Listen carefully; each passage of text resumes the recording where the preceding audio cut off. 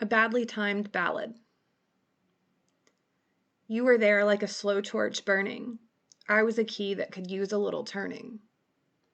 Runaway Train by Soul Asylum, written in 1992 and released in June of 1993. Even at the age of 10, I was obsessed with the coolness that was MTV.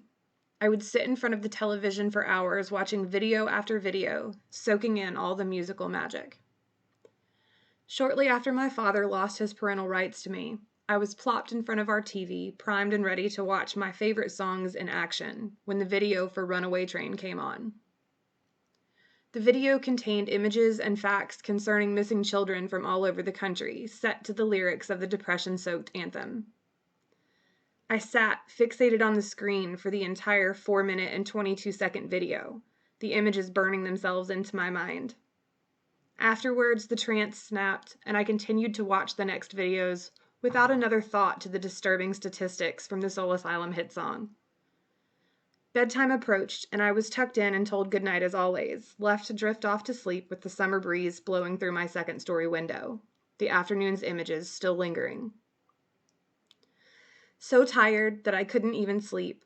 So many secrets I couldn't keep. Promised myself I wouldn't weep. One more promise I couldn't keep. That night, I dreamt of a man climbing a ladder laid against the side of our townhouse and snatching me from my slumber, ripping me from the safety of my mother's home. The man had the face of my father. In the days following the nightmare, I went about my 4th grade life with as much normalcy as possible. When Saturday came around, I climbed into the burgundy Mazda 626 next to my stepdad for our day of bonding. He cranked the car and tuned the radio to a local rock station he loved, and the familiar sadness of the song floated through the speakers. Runaway train, never going back. Wrong way on a one-way track.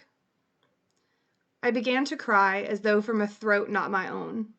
I heard myself screaming, turn it off, please, please."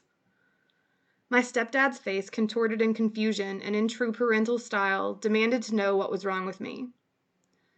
The thought of trying to explain my reaction caught in my already terror-threatened throat.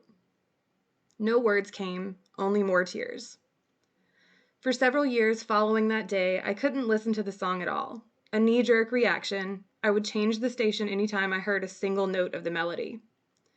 It took me well into adulthood to realize that I had attached that particular song to the trauma of being molested by my father. Anytime the song would play, I was right back in that moment, 10 years old and completely unable to help myself or control what was happening. Runaway train, never coming back.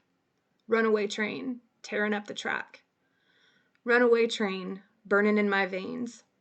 Runaway, but it always seems the same.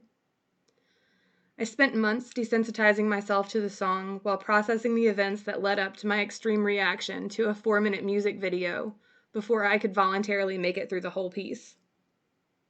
Thankful for my realization, I listen to the song regularly now and sing along with the melancholy tune each time it plays, appreciating the artistry and the ability for one song to mean so much to me.